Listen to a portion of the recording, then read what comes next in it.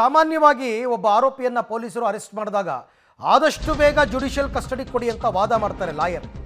ಯಾಕೆ ಅಂತಂದ್ರೆ ಇದಕ್ಕೋಸ್ಕರ ಈ ವಿವಿಐಪಿ ಕೇಸಲ್ಲಿ ಸರ್ಕಾರ ಆರಂಭದಲ್ಲೇ ಎಡವಿತ್ತ ಅಂತ. ಜೈಲಿನಲ್ಲಿ ದರ್ಶನ್ಗೆ ವಿವಿಐಪಿ ಟ್ರೀಟ್ಮೆಂಟ್ ಕೊಟ್ಟರೂ ಗೊತ್ತಾಗಿಲ್ವಾ? ಸಾಮಾನ್ಯ ಖೈದಿಗಳಿಗೊಂದು ವಿವಿಐಪಿಗಳಿಗೊಂದು ರೂಲ್ಸು ಜೈಲಲ್ಲಿ. ಈ ಹಿಂದೆ ಬಿರಿಯಾನಿ ಪೂರೈಕೆ ಆರೋಪ ಇದ್ರೂ ಕೂಡ ತಲೆ ಕೆಡಿಸ್ಕೊಳ್ಳಿಲ್ಲ ಸರ್ಕಾರ. ಹೋಮ್ ಮಿನಿಸ್ಟ್ರು ಅಲ್ಲಗಳೆದ್ಬಿಟ್ರು. ಇಲ್ಲ ರೀ, ಯಾವ ಚಿಕನ್ ಬಿರಿಯಾನಿನೂ ಕೊಟ್ಟಿಲ್ಲ, ಎಂಥದೂ ಇಲ್ಲ, ಒಬ್ಬ ಸಾಮಾನ್ಯ ಖೈದಿಯಂತೆ ದರ್ಶನನ್ನು ಇರಿಸಲಾಗಿದೆ, ಯಾವ ವಿಶೇಷ ಸೌಲಭ್ಯಗಳೂ ಇಲ್ಲ ಅಂದರು. ಈಗ ಒಂದೊಂದೇ ರಿವೀಲ್ ಆಗ್ತಾ ಇದೆ ನೋಡಿ. ಮಲ್ಕೊಳ್ಳೋದಕ್ಕೆ ಬೆಡ್ಡು, ಮತ್ತು ಪಿಲ್ಲೋಸು, ಮೊಬೈಲು ಕೈಯಲ್ಲಿ, ಟೀ, ಸಿಗರೇಟು. ಆಗಲೇ ಎಚ್ಚೆತ್ಕೊಂಡಿದ್ದಿದ್ರೆ ಚಿಕನ್ ಬಿರಿಯಾನಿ ವಿಚಾರದಲ್ಲಿ ಇಲ್ಲಿ ತನಕ ಬರಲಿಲ್ವಾ ಅಂತ ಅನಿಸುತ್ತೆ.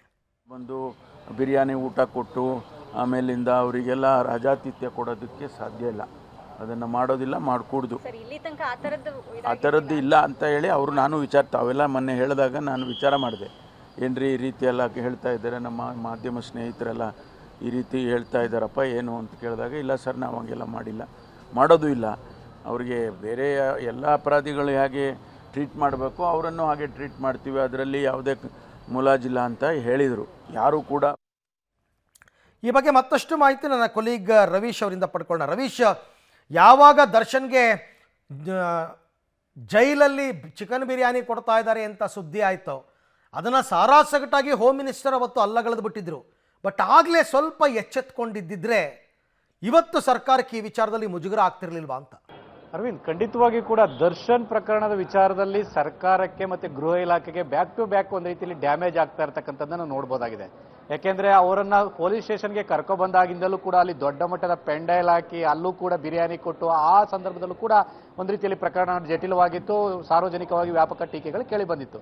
ಅದಾದ ಬಳಿಕ ಜೈಲಿಗೆ ಹೋದಂಥ ಸಂದರ್ಭದಲ್ಲೂ ಕೂಡ ಬೇರೆ ಬೇರೆ ರೀತಿಯ ಸ್ಪೆಷಲ್ ಆಗಿ ಟ್ರೀಟ್ಮೆಂಟ್ ಸಿಗ್ತಾ ಇದೆ, ಮತ್ತು ಬಿರಿಯಾನಿ ಕೊಡ್ತಾ ಇದ್ದಾರೆ ಇತ್ಯಾದಿ, ಅವರನ್ನು ನೋಡೋದಕ್ಕೆ ಜಾಸ್ತಿ ಟೈಮ್ ಬಿಡ್ತಾ ಇದ್ದಾರೆ, ಎಲ್ಲವೂ ಕೂಡ ಸಾಕಷ್ಟು ಜನ ಭೇಟಿ ಆಗ್ತಾ ಇದ್ದಾರೆ ಅನ್ನೋ ಆರೋಪಗಳು ಕೇಳಿ ಬರ್ತಾ ಇದ್ರು ಕೂಡ ಗೃಹ ಸಚಿವರು ಮಾತ್ರ ಇಲ್ಲ, ಆ ರೀತಿ ಯಾವುದೇ ರೀತಿಯ ವಿಐಪಿ ಟ್ರೀಟ್ಮೆಂಟ್ ಇಲ್ಲ ಬಿಡ್ರಿ ಅನ್ನೋ ಒಂದು ರೀತಿಯಲ್ಲಿ ಆ ಉಡಾಫೆ ತರ ಒಂದು ರೀತಿಯಲ್ಲಿ ಉತ್ತರ ಕೊಟ್ರೇನೋ ಆ ಸಂದರ್ಭದಲ್ಲಿ.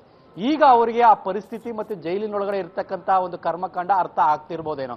ಬಹುಶಃ ಈಗ ಒಳಗಡೆ ಹೋಗಿದ್ದಾರೆ, ಎಲ್ಲವನ್ನೂ ಕೂಡ ನೋಡ್ತಾ ಇದ್ದಾರೆ. ಯಾಕೆಂದ್ರೆ ಗೃಹ ಸಚಿವರು ಬರ್ತಾರೆ ಅಂದ ಸಂದರ್ಭದಲ್ಲಿ ಬೇರೆ ಬೇರೆ ರೀತಿಯಲ್ಲಿ ಕೂಡ ವ್ಯವಸ್ಥೆಗಳನ್ನು ಸುಧಾರಣೆ ಮಾಡೋದಕ್ಕೆ ಟ್ರೈ ಮಾಡಿರ್ತಾರೆ. ಹಾಗಾಗಿ ಮೊದಲಿದ್ದಂತಹ ದರ್ಶನ ಈಗ ಸಿಗೋದಿಲ್ಲ, ಆ ಜೈಲೊಳಗಡೆ ಇರತಕ್ಕಂಥ ದರ್ಶನ, ಅದು ಬೇರೆ ವಿಚಾರ. ಆದ್ರೆ ಗೃಹ ಸಚಿವರು ಆ ಸಂದರ್ಭದಲ್ಲೇ ಈ ಒಂದು ವಿಚಾರವಾಗಿ ಒಂದು ರೀತಿಯಲ್ಲಿ ಸೂಕ್ತ ಕ್ರಮಗಳನ್ನು ತೆಗೆದುಕೊಂಡಿದ್ರೆ ಈ ರೀತಿಯ ಪ್ರಕರಣ, ಈ ರೀತಿಯ ಫೋಟೋ ಹೊರಗಡೆ ಬರ್ತಾ ಇರಲಿಲ್ವೇನೋ. ಯಾಕೆಂದ್ರೆ ಪದೇ ಪದೇ ಜೈಲುಗಳ ಒಂದು ಸುಧಾರಣೆ ವಿಚಾರದಲ್ಲೂ ಕೂಡ ಹಲವು ಸಮಿತಿಗಳು ವರದಿಯನ್ನು ಕೊಟ್ಟಿದೆ, ಶಿಫಾರಸನ್ನ ಕೂಡ ಮಾಡಿದೆ, ಅದನ್ನು ಜಾರಿಗೆ ತರ್ತೇವೆ ಅಂತ ಕೂಡ ಸರ್ಕಾರಗಳು ಹೇಳ್ತಾ ಬಂದಿದ್ರು ಕೂಡ ಜೈಲುಗಳಲ್ಲಿ ಇದೇ ರೀತಿ ನಡೀತಾ ಇದೆ.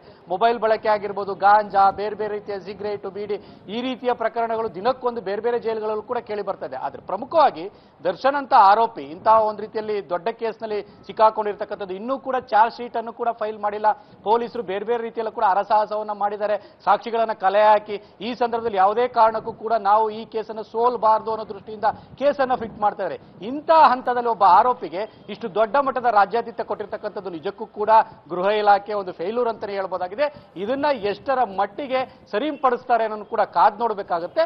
ಕೇವಲ ತಳಮಟ್ಟದ ಅಧಿಕಾರಿಗಳಲ್ಲ, ಮೇಲ್ಮಟ್ಟದ ಅಧಿಕಾರಿಗಳ ತನಕವೂ ಕೂಡ ಇದಕ್ಕೆ ತಲೆದಂಡ ಆಗ್ಬೇಕಾಗುತ್ತೆ. ಅರವಿಂದ್, ರೈಟ್, ಹಾಗೆ ಸಂಪರ್ಕದಲ್ಲಿ ರವೀಶ್, ಮತ್ತೆ ನಿಮ್ಮ ಜೊತೆ ನಾನು ಮಾತನಾಡ್ತೀನಿ. ನಿಜ, ಬಟ್ ಹೋಮ್ ಮಿನಿಸ್ಟರ್ ಈಗೇನು ಹೇಳ್ತಾರೆ ಅಂತ